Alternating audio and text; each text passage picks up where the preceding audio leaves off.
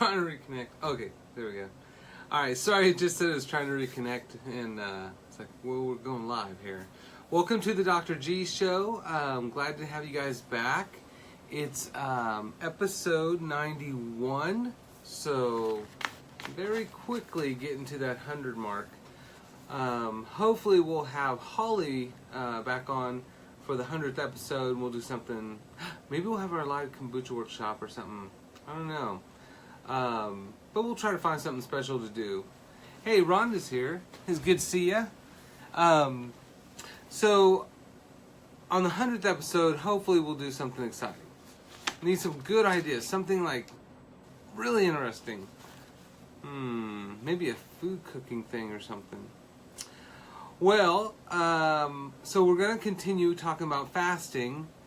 And hey, Marcia, glad you're joining. And please, as you guys join, share, like it. Today we're going to talk about the second part of fasting. And as you guys see, I survived 7 days. So water only. There was a little bit of cheating. I ate some chicken. I don't know why I did it, but just like a little bit of breast meat when I was cooking. But I did pretty well when I was cooking for my girls. It's just, I think it was day 3 or whatever it was. There was a lot of struggle there, but as we've talked about. And I posted my updates as I went through this. And so kind of like, I think it was almost every day. Hey, there's Donna. Glad you're joining. Nah, see, I didn't wither away. So, too much prime rib going on here. So, I survived. I survived this whole week without this. In fact, today, just like the last time I did this 10 years ago, today was like the easiest day ever. Like, it was nothing to not eat all day and not even think about it. I didn't have those weird hunger pains, but I stayed pretty busy through the day. So I didn't see food. When I went out for my walk, I didn't smell food, which was awesome. Because the last time I went for a walk, I think a couple days ago, in between patients, oh my God, I could smell every flavor of everything. So I didn't smell like tacos, but I swear I could smell every ingredient in that taco. And then someone was cooking steaks, and I could smell everything about that, and burgers. It was just too much. Oh, so, Brianna asked,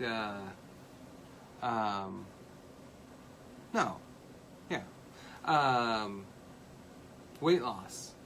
I don't know. Obviously there's probably some, but I didn't weigh myself because that wasn't the goal of this experiment. And so just like last time it wasn't. I think last time I lost 22 pounds in a week, but I wasn't trying. It was just part of the experiment, So this time, like this shirt here, so this is a funny story.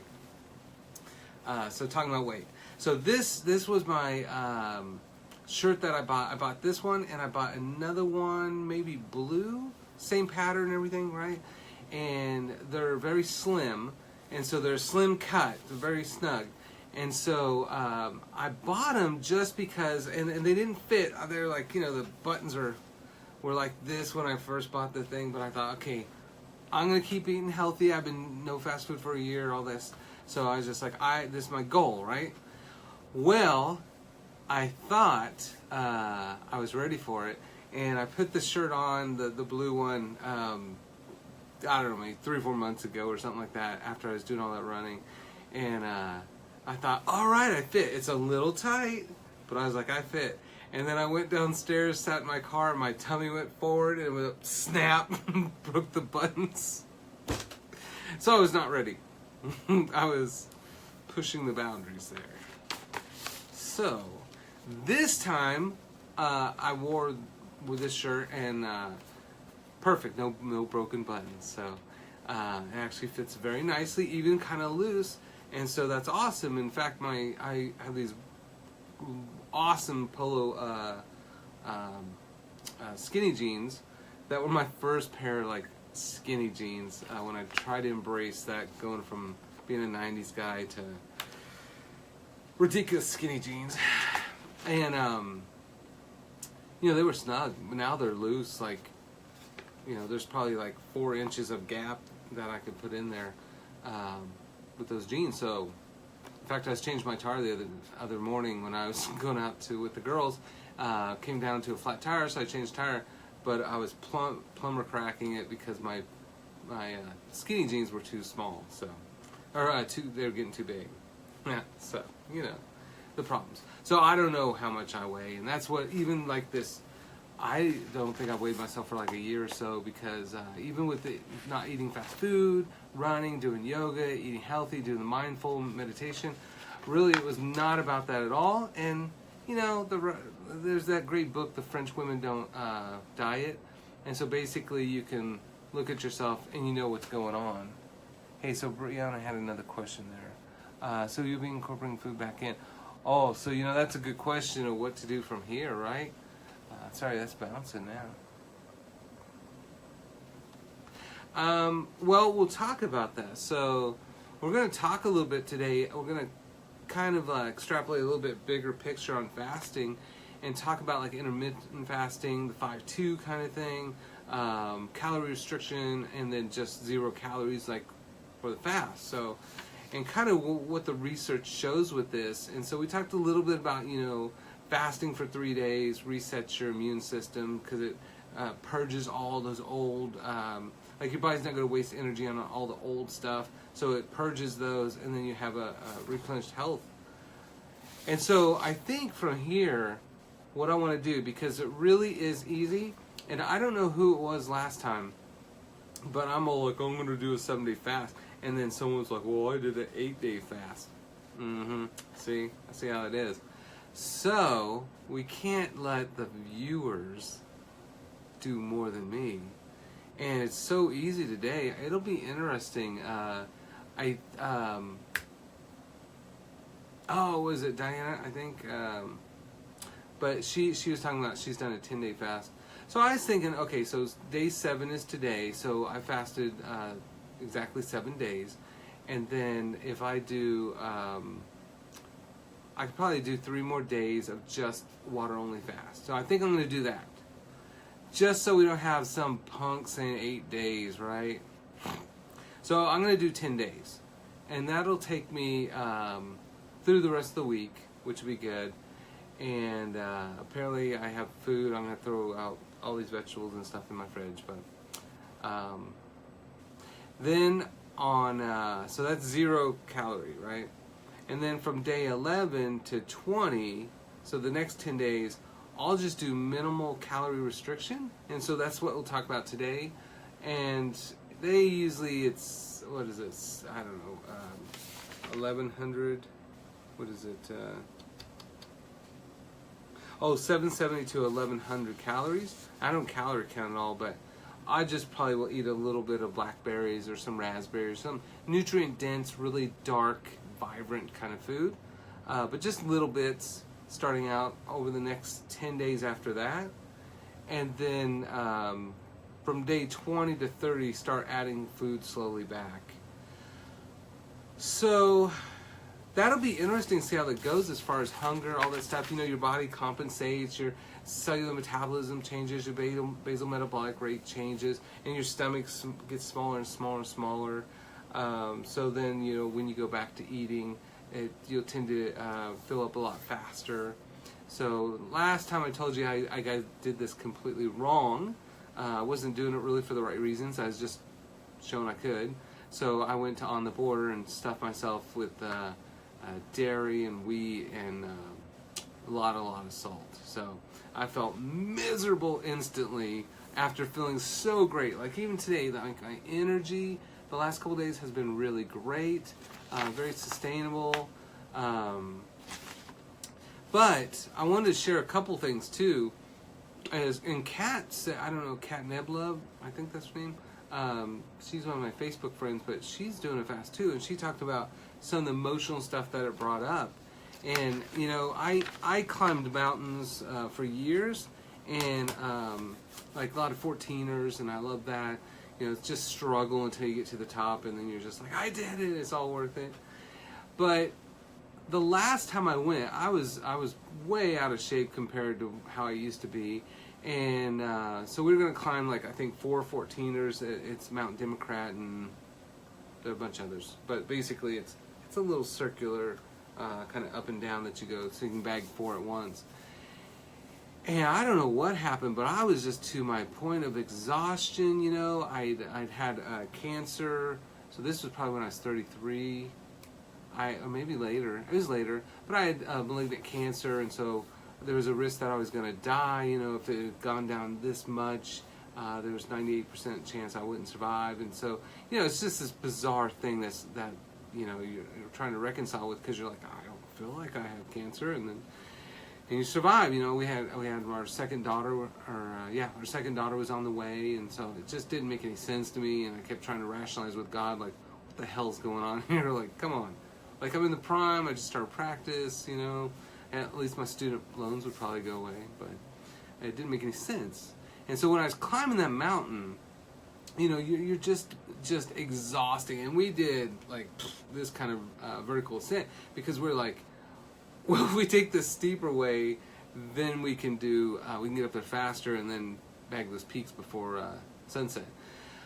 So we you know, just trying too much, too fast, and I got to the point where I was so exhausted, just raw, and I've never been this way before, but I just started crying. I was crying while I was hiking, and my friend who's a pastor, he's like, came back and he's just like, what's going on? And I was like, I don't know, but I was just crying. And so I was like, I don't know if it's I didn't process the cancer right, or, you know, I didn't work through that, or, you know, because the marriage was bad, or just all these kind of struggles that I've been just, you know, stuffing down.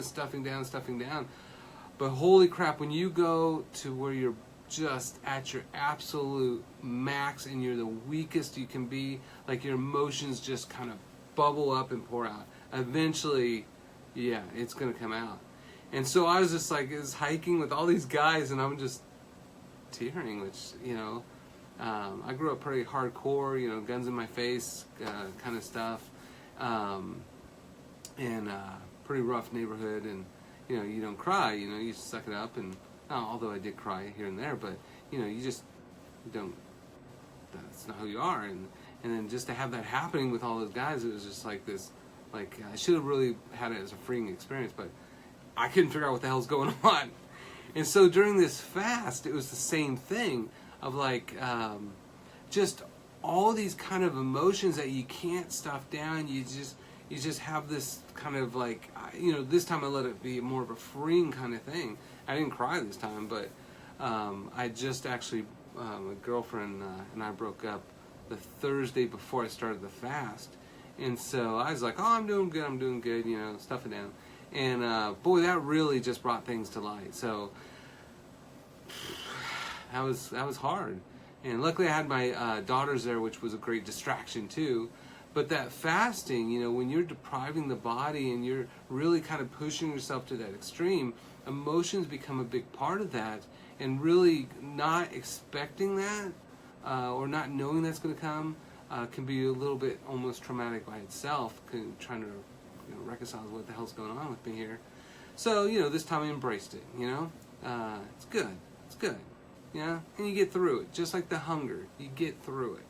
And that's one of the things that, as we talk about this today, and feel free to post as questions as you guys have them, but, you know, there's this idea that, like, Americans shouldn't suffer, right? We shouldn't have hardship.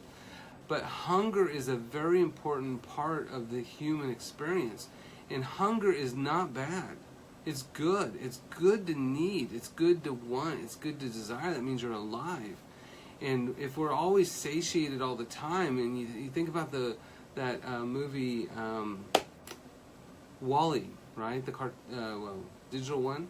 You know, those people are like rolling around on these basically like reclining scooters, and they just have everything they could ever need, and it's all in just abundance, and it's not happiness, it's not healthiness, right? So when we talk about calorie restriction, we talk about intermittent fasting, and increases longevity and actually changes the physiology of the body. We'll talk about those studies, and you know that experience is not only like life-changing, life-affirming, but it literally changes you at the structural level. the cellular level, which is awesome. That's great. Yeah, most of the world doesn't, but Americans, we're the land of plentiful, you know. So, although that was, in day 6, I went to Mort's Monday, right? I went ahead and went, even though 6 days of fasting, I thought one martini is probably going to do me in. And I apparently was hanging out with, I didn't know who these guys were, but some guy named Casey who's 6'9", apparently played basketball at WSU. Just super nice guy from Africa. I talked about my African roots, right? I said, genetically I'm from Africa too. And so we had some really good banter back and forth about that. He's a cook, and so he's not a cook, but he loves to cook. So he said, in Africa you like to use lots of spices and all that kind of stuff. So we had really good talks about that, and he actually was showing me on his phone. So not only am I the one that posts all these pictures of my food, but so is he. And then the other guy sitting at our table was actually the assistant coach of WSU basketball. So I don't play basketball and don't watch basketball, so I don't know who the hell these people were, but they were really nice to hang out with. But my ex was at Mort's too, so but my emotions were better. It was day 6, right? So it's good. It was okay. So, just like today, better. So so that's one of those things to make sure you experience, or you watch out to experience with that. So research-wise, now I feel great, I feel energetic, I feel sustainable, and just like I said before I started this, last time it was just like from day 4, 5, 6, 7, you just feel kind of even. Now I think this was an easier start this time because I eat so healthy anyways, but there was a little bit more, I think, struggle in the middle, but I think it was just the breakup stuff. I think it was just the extra emotional stuff involved with that. But otherwise, sleeping good and plenty of energy. I went running on day 6, and I've been doing yoga. And I mean, when I went running, holy crap, it was like normal, maybe even a little bit better. Like I didn't feel like sluggish. I felt great. Who would think like not eating for 6 days and you can run, right? So let's talk about some research. Again, please share, like this video, and if you guys have questions, post them. So the Journal of Cell Metabolism, so there's this wonderful Harvard article, and it talked about what's called mitochondrial plasticity. A lot of times in the past we've talked about neuroplasticity, and neuroplasticity is where you constantly can rewire the brain, right? You can change 30,000 neurons in just 2 weeks of altruism, yoga, meditation, mindfulness, purposefulness. Changing that amygdaloid that steals our thoughts into creating fear versus our frontal lobe. Like we can rewire that. Hey, so Beth said, okay, good. I was wondering if you exercised while you did the fast. Yeah, you're not recommended to do that, but it's always like, under supervision of doctors. So hell, I'm supervising myself, and I said it was fine. So I don't know, but I didn't if I wanted to stop, I stopped. It felt fine. So with plasticity, it's the ability to change, and your body's always changing. We talk about like epigenetics and the ability to reverse DNA mutation. Your body does that at every cell 10,000 times a day per cell. It's an amazing dynamic body that's constantly evolving, constantly getting stronger, or constantly getting weaker by what we do. So this plasticity is kind of like the Wolffian principle, where we say if we put a demand on the body will respond by getting stronger. And that's really the critical piece to that, is getting the body to be stronger through calorie restriction or longevity diet or fast mimicking diet or just fasting, right? So the studies from the Journal of Cell Metabolism said that the intermediate fasting or the so even like 3 days, 2 days, 3 days is what they're talking about. And then also the fasting mimicking diet, which is just calorie restriction. The 770 to 1100 calories helps the body mimic that it's getting a fasting state without depriving it of nutrients. So that's a little bit probably safer way to do this, especially if you're going to do exercising too. But either way, any of these processes we go through, the mitochondria actually kind of like regenerate, rejuvenate, and they actually make younger, healthier cells. So in here it said that the mitochondria kept a youthful state with changes to the AMP, activated protein kinase, which is basically the process of making energy for your cell. So the mitochondria is like, it looks like a hot dog in a bun that's in your cell with a little mustard, like this. That's how I remembered it. But it is the powerhouse of the cell. It's the solar factory, right? It's the water plant that makes the energy. So the more of these that you have in the best states, obviously the most efficient your energy is going to be. So that intermittent fasting or fasting mimicking diet, those changes actually improve that mitochondria. So that's more energy. It actually increased more fat metabolism, and so it promotes health and longevity of life, which is great, right? So we proved what we kind of already knew from other kind of studies there. And you know, with the mitochondria stuff, there's a lot of like functional medicine doctors that are really spending lots of time on mitochondria, but it's always like how to kind of repair and restore. But this is one way that's cheap and easy to do it. Then we have the journal Cell, C-E-L-L. And the journal Cell, they talked about intermittent fasting, and so they said 4-day fasting twice a month. 4 days of fasting in a row, twice a month, which really, I mean, that becomes that little struggle because the first 4 days is pretty hard. But doing that twice a month, it decreased blood sugars by about 40%. So, you know, Americans, we have this problem with we have more obese Americans than overweight Americans. We consume about 150 pounds of added sugar to our diet. So that maltodextrin is sugar plus sugar plus sugar. And I had a patient today that said, hey, how much sugar is in bread?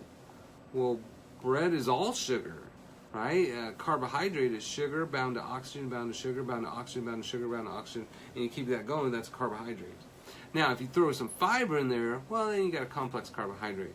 You got yourself some fiber that you won't digest, and 80% of those sugars from that bread then bind to that fiber, and then that feeds your gut bacteria, not your blood sugar. So that's where like whole grain breads or paleo bread doesn't have the same glycemic load as just Wonder Bread or even a gluten-free crappy bread. So Beth says, how much liquid do you consume daily? Did you have a certain level that you wanted to be to? So I have a bunch of Pellegrino bottles and Mountain Spring or something from the health food store. Some of them were mineral water, some of them weren't. But I just drank the hell out of water, and I just monitor my pee mostly. So if you're not eating or drinking, or eating stuff, you just, I mean, it's only going to be a matter of how well you're diluting your blood with that extra water and then peeing that out. So there was only a couple times where the pee got dark, and I was like, wow, that's pretty fast. But overall, I don't know how much I drank. I drank a lot, and that's 24 ounces, 50 ounces, probably like 75 ounces of water is what I've theorized, but maybe even more than that. And I think there was a couple times where I didn't make that mark, I kind of got busy and sidetracked. At home it was easy, but at the office it wasn't. And so I didn't drink enough, and then that's where you end up seeing a little bit darker urine, which the cure for is drink more water. Hey, Kyle has a question. Is intermittent fasting okay for type 2 diabetics? And definitely yes. The fasting mimicking would be probably more sustainable, better, because of why that person became type 2 diabetic. And we talk about there's more obese Americans than overweight, and 80% of obese Americans will become diabetic within 3 to 5 years. so they're called pre-diabetics. But that's not a very long timeline. It's very short. So for type 2 diabetics, it's 100% reversible. It is not a disease. It is absolutely not a disease. It is a normal, expected consequence from an abnormal lifestyle, for being American. So that fasting will help burn up those sugar reserves, and once it does, it'll start pumping out more sugar from the cells that are stored, and at that point, then you'll rebuild the insulin sensitivity and reverse the diabetes. So I have lots and lots of patients over the years that we reverse their type 2. So a lot of times they say if once you're type 2, you're always type 2. Yeah, everybody can be type 2. Everybody cannot be type 2. It's not a disease. It's just a state of insulin insensitivity based on overconsumption of sugar over a period of time where you fill up the cells. That's it. That's the simplicity of it. Rhonda has a question. Burning ketones then right for dark urine? Not necessarily. I mean, if you're just dehydrated, you're going to have dark urine. So, day 6, day 7, my urine is just like clear as can be. So, and I'm in ketosis now, right? So I'm basically, my brain's using ketogenesis as a way to make energy, as opposed to glucose using B1 to make energy in the brain. So no dark urine because of that. It's just dehydration. It's just concentration of urea and ammonia and toxic kind of waste products. So even though I'm not digesting food to make that, it's basically auto-digesting fat to then create those same metabolic waste products, and then you pee it out. So, good question. So, the Journal of Cell Metabolism says we have mitochondrial plasticity. We make younger and younger energy factories in our cells. The journal Cell then says just 4-day fasting twice a month, lower blood sugars by 40%, so of course reversing type 2 diabetes. That's a pretty damn aggressive way to do it. Like, we've never had to do that.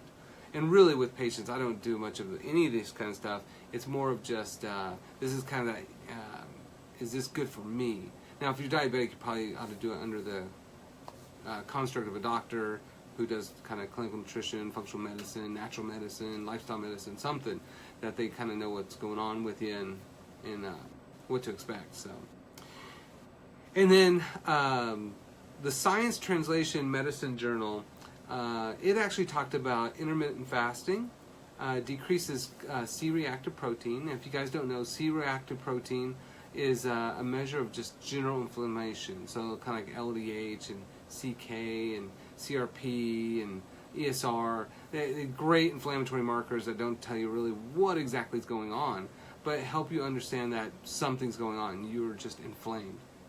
Hey, Suzanne. Howdy, howdy, howdy. So, good to have you on. Miss you guys. So,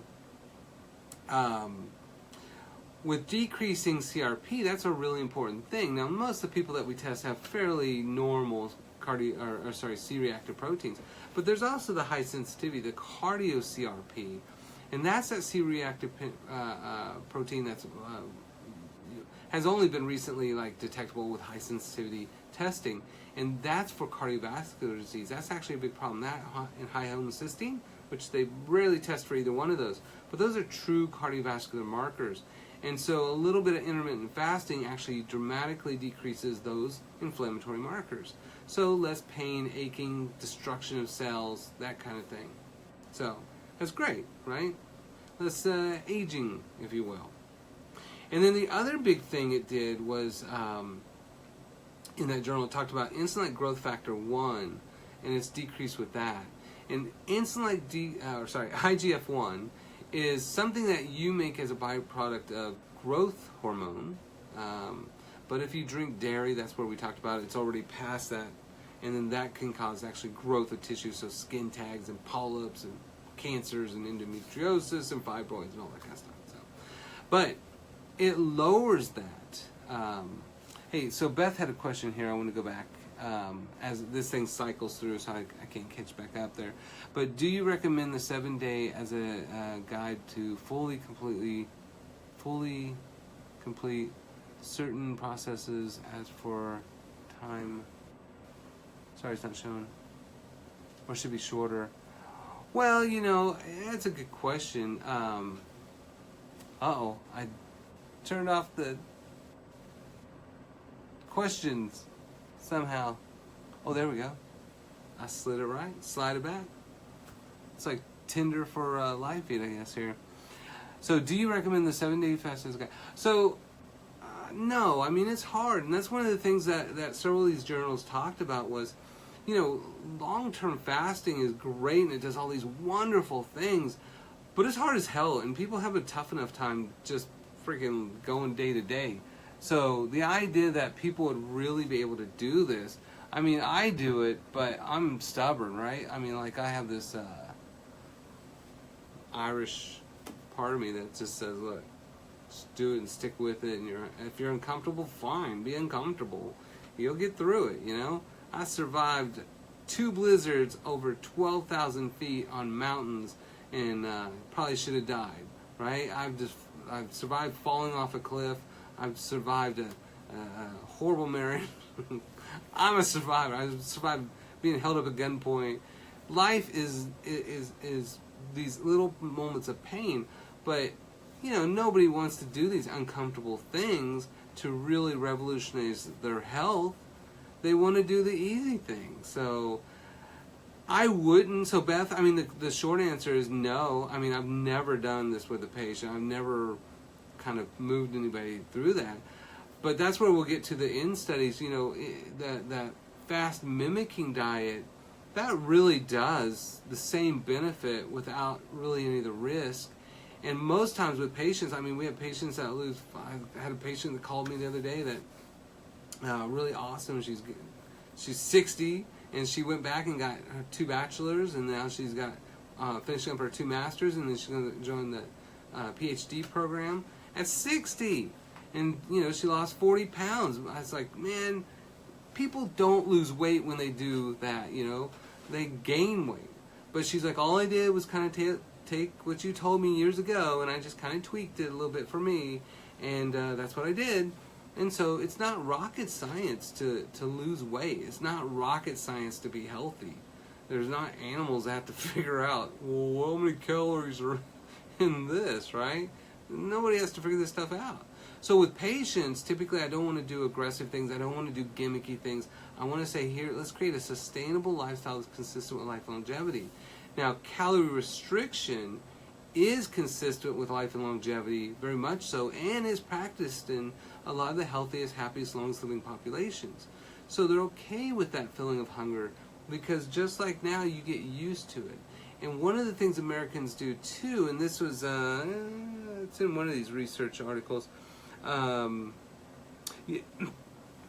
yeah, I didn't even cite the thing, but we unsynchronize the circadian rhythm of our, say, digestion and satiety. We have like 44 hormones that drive hunger. We have 22 that say I'm satiated, and there's a circadian rhythm that communicates all that.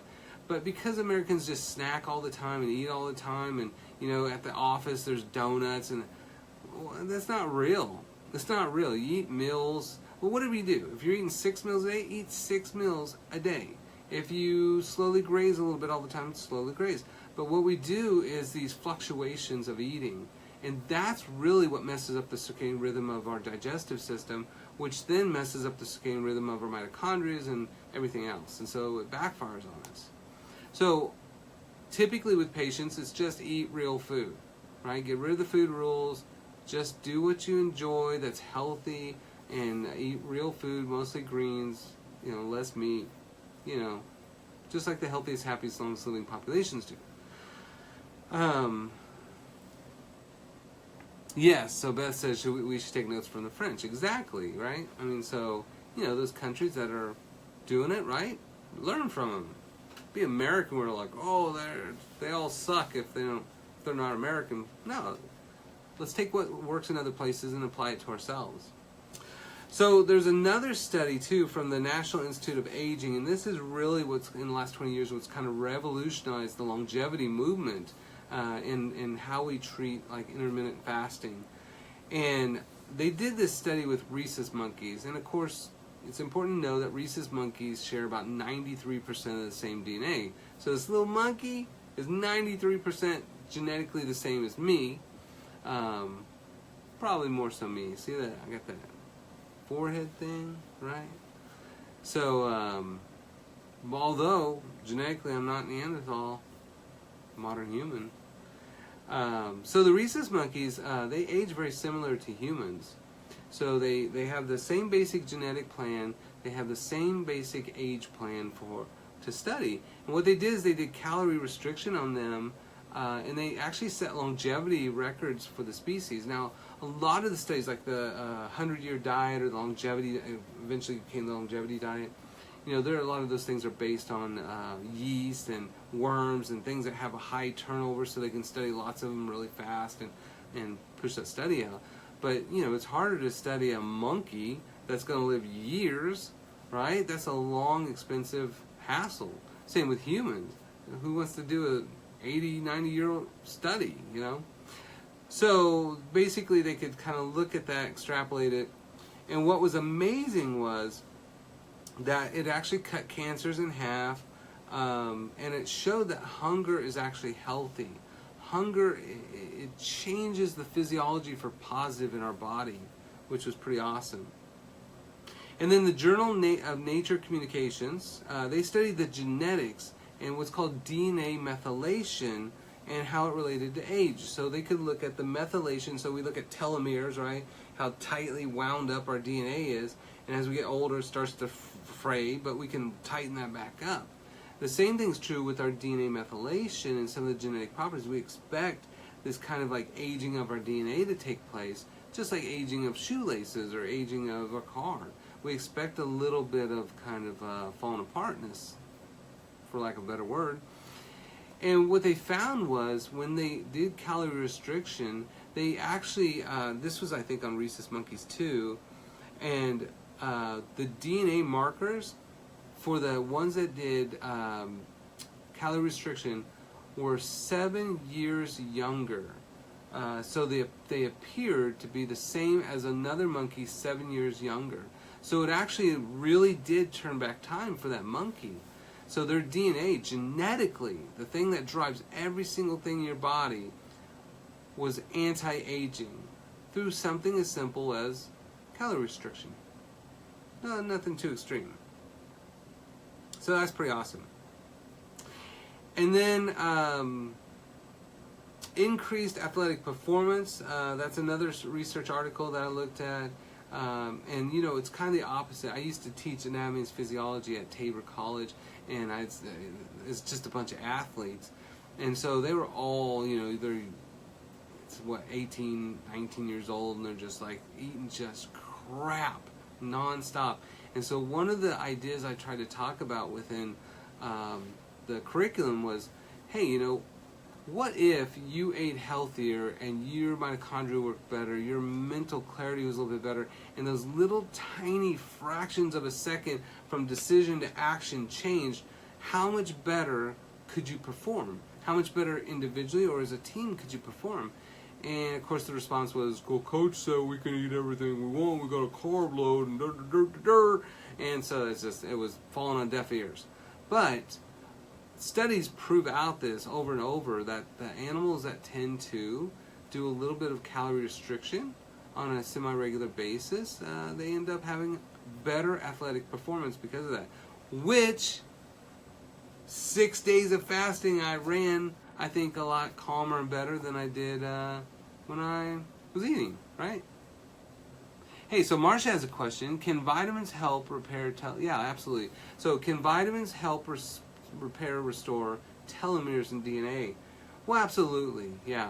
And that's the thing, is it's, again, not rocket science stuff. All, if carrot has 241 vitamins, minerals, nutrients in there, 10,000 phytonutrients. They're all designed to restore and tighten up that aging process, even down to the telomeres. So there's a lot of stuff that you can buy, like telomere based supplements. But if you look at the ingredients, it's not that complicated.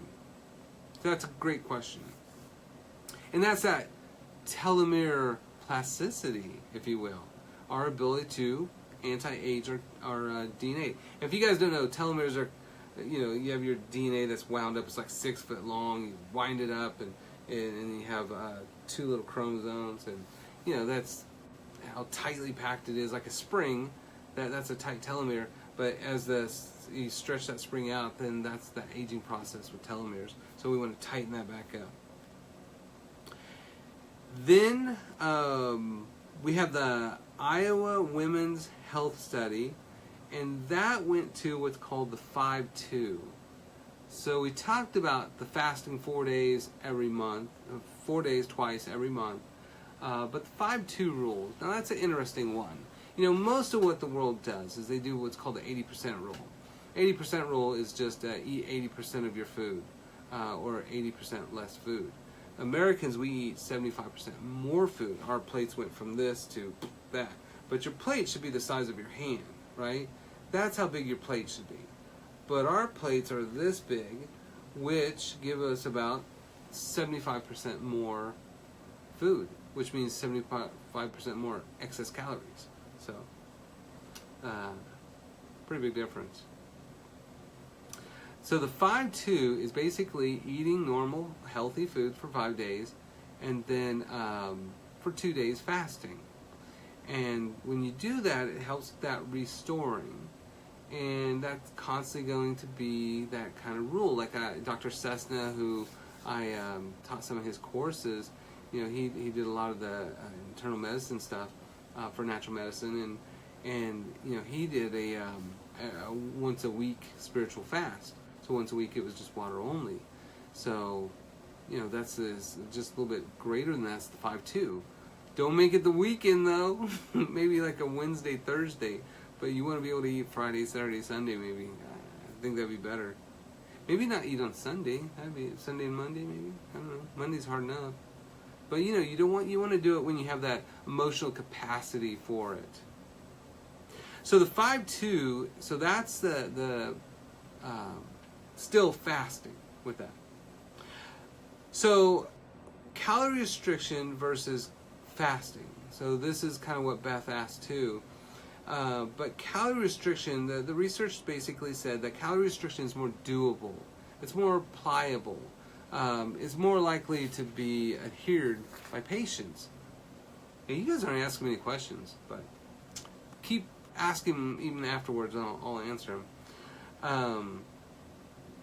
But the feasibility is very important, right? What can we do versus what will we do is a huge difference. Huge difference. I had a long discussion with the patient with that today. Oh, I know I need to do that. Yeah, oh, are you going to do it? So that plays into part because we don't want yo-yoing.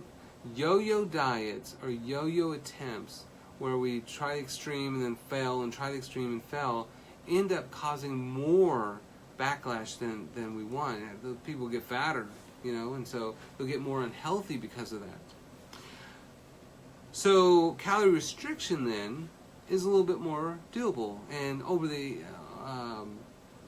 that's what we do with all our patients. People are eating way too many calories. We just eat mostly food, and you don't have to weigh and do calorie counting because you're going to fill up pretty fast. So Marcia has a question. Does 5-2 need to be the same days every week or in 2 days weekly? So that's a great question, and I don't think there's it's probably 2 days consecutively is based on what the research does. But really, if you did one every other or one twice, I think you'd still be fine. Because again, there's that same intermittent fasting that's based on that too. So I don't think there's a rule for that. But it's really what can you do that you can do that's sustainable, that you feel good about. Rhonda says, I've done the HCG, that's human chorionic growth hormone, shots and 500 calorie diet. She lost a ton of weight and then gained it back, plus, right? Because when we first talked last week, we said the third rule, the third truth of dieting is that the average person, or the Those most likely to stick with a diet and lose weight will lose an average of 40 pounds, but will gain it back within 6 months, plus 50% more. So it's very common, because again, HCG is not normal. It's not normal. So we don't want that. We want sustainability with this. We want longevity with this. We want something that's doable. So, longer feasibility, if you do calorie restriction, you can do that for the whole rest of your entire life, right? Just like the rest of the world does. And most people, this is one of the funny things that they said is, most Americans are not going to fast. And I got to agree. I mean, this isn't easy. It's not. Nobody wants to do this. It's cheaper on groceries. And cheaper on toilet paper. So one of the questions that my friend asked, she's a PhD, is, so when do you stop pooping? So you're supposed to have 3 bowel movements a day for 3 meals a day. So it's a 9 to 12 hour process from mouth to anus. So it's, within a day or two should be done. And sure enough, I even I don't know, this is probably more than you want to know, but this morning I have this routine, right? I get up and Alexa wakes me up, and then I snuggle my cat, and then I usually go and sit in the bathroom and do my thing, and then take my shower, and then get ready for work, and my routine. So I sat down. This is the second day I sat down, and of course I don't have to go to the bathroom because there's nothing there, but it's just that habit. But then when I realized that, I was just like, well, it's comfortable to sit and pee too. So, yeah, it's fine. All right. So then that takes us to our last thing as we finish up here. I don't know, our time goes fast. I don't know if you guys know that, but it goes fast. So there's what's called the fast mimicking diet. And again, in the rest of the world, I think you just call it normal. But in America, it's mimicking a fast. So we get just enough to kind of sustain daily activities and exercise, but then we go into a little bit of glycogen burning off, so then of course we don't have type 2 diabetes, or we reverse it very quickly. And this is really nice because the research shows this is benefit without risk. And that's where the extreme calorie restriction, they do 500 calories. So I'm going to do a model of this. I'm going to adjust it down a little. I'm going to say, what did I say? 500 to 800 calories a day for the 10 days. So after I finish this 10 days of fast, then I'll do 10 days of calorie restriction with very minimal food. But I'm not going to calorie count because I don't give a shit. So I'm just going to eat just maybe a handful of berries or a handful of carrots or just something like that. Something that's obviously low glycemic. Just to give extra nutrients, but kind of slowly do the calorie restriction thing. So they also had better BMI. So this is one of the things where the other ones, they have this really great stuff that's going on through the research, and this is the first one that's really your BMI, your weight basically is what they're talking about. So. And that's because when you look at the skinniest countries in the world, or the healthiest weights in the world, they just do calorie restriction, just as a normal, not as a gimmick, not as a trying to do something. It's just what they do, right? And what's funny is I have lots of patients that they have this problem where their friends and will start dogging on them because they're like, oh, you're losing too much weight, you're getting too skinny. And I hear this all the time, and it's just like, no. That's what you should look like. That's what normal people used to look like. But everybody's gotten so much bigger and bigger that all of a sudden, the idea of seeing your ribs through your when you have your shirt off, oh, that's you're unhealthy. No, that's normal. Before we started really getting so much sugar in America and processing in America, about 1910, the average adult weighed 145 pounds. So the male was, I think, 160. The female was 110. Huge difference now. Huge difference. So when somebody gets down to 110 as a female, they, oh my God, you're going to die. No, that's normal. It's normal. So, the last thing, or last couple things, is the calorie restriction. You know, it mimicked what we said with the other stuff. It also lowered IGF-1, which is great because, again, that then lowers that excess growth that leads to cancers. It also lowered blood pressure. So this is the first part where we started seeing a hit on blood pressures, because fasting's kind of stressful. I'm pretty sure my blood pressure's normal, but I'm pretty chill. But in the beginning, it's probably a little bit higher because it's a little bit stressful. You know, when those emotions come up, it's probably more stressful. So, in the end, your take-home message for this, your take-home message is, the food you eat matters more than the calories. So, true calorie restriction diet is best done by eating real actual food, mostly plants, mostly raw, and a little bit of meat, a little bit of cooking if you want, lightly steamed things. There's a great book called Eating on the Wild Side that talks about the nutrient changes based on what we do to our food. But that's the uncomplicated, easy way, right? I have a patient that lost 180 pounds, and it took her 3 years. And every time I saw her, I'd run into her, and she was just like, I'm still doing it, and she would just be smaller and smaller and smaller. And the first couple times, it really wasn't that noticeable because she's still big. But the last time I saw her, I was like, holy crap. She's like, Dr. Garrett. And I was just like, it's only because of her hair that I knew who she was, because she did not look like that person that I used to know. So all she did was just create a lifestyle that's consistent with life longevity, and that's it. So I think out of all this, the long-term plan really should be more of the fast mimicking, calorie restriction through eating super healthy foods diet, or every other country diet, or Blue Zone, which, by the way, the Blue Zone site has come out with a new app for recipes, which is great, and it has like allergies on there. It has some other stuff that's kind of cool. So I like that. I signed up for it, and then when I tried to link it to Facebook, it said, oh, this is the beta version, and it's not supported, so I gotta go back through and just sign up for it like normal. So I think that's a great idea. So you have a lot of different cultures around the world, from Sardinia to Okinawa to Costa Rica to California, that all eat wildly different, but they all have sustainable lifestyles. All right, so where do we go from here? From here to day 10, so today's Tuesday, Wednesday, Thursday, Friday, so about Friday, I'm just going to keep on my water fast, because it's easy at this point.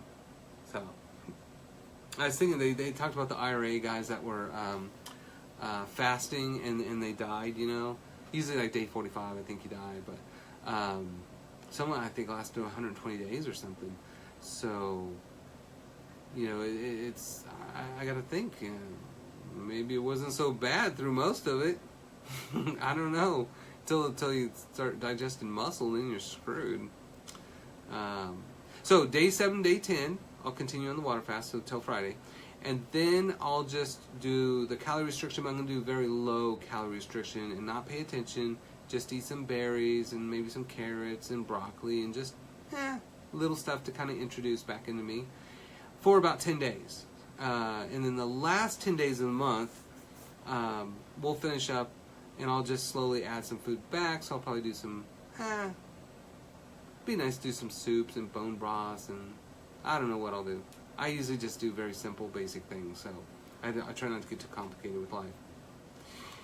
Now, a couple other things. Our next talk, what we're going to do is let's talk about energy. So next week's topic is about energy. We'll talk about mitochondria, which is the fundamental part of energy at the cellular level, but we'll talk about, extrapolate that to all kinds of things as far as increasing energy, and even some vitamins that we can fake it till we make it, which I do with patients all the time.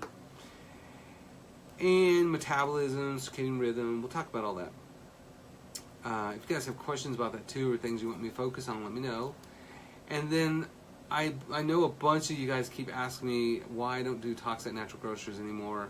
And I think 2 years ago I was doing almost 2 a week, and I loved it. I love, especially the maze one. It has that beautiful room to talk in. You don't feel like you're in the middle of the store. It's like, which seems weird doing talks, but that one's set up perfect for that, and even food demos, which I've done there. So I went ahead and their site is actually better now for signing back up. It looks like I have 46 presentations still on there. So that means on the 28th of this month, which is a Saturday, from 1 to 2:30, I'm going to do food as medicine. I'm actually going to try to update and revamp it a little bit too, but it's a plethora of information. The first part is, here's why we're all sick, here's how we eat our way back to health. So pretty much any disease, you can reverse it, at least based on research, right? Then on the 29th, Sunday, from 1 to about 2:30, so people finish with church, get a little food, then come listen. We'll talk about herbs as medicine. So I'll probably follow up.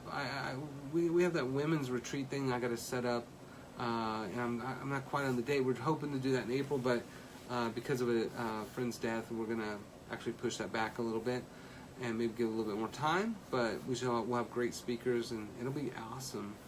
But that'll be pushed back. So instead of doing that, I figured I'll do some local talks too. So, and they're free. They're nice. It's awesome.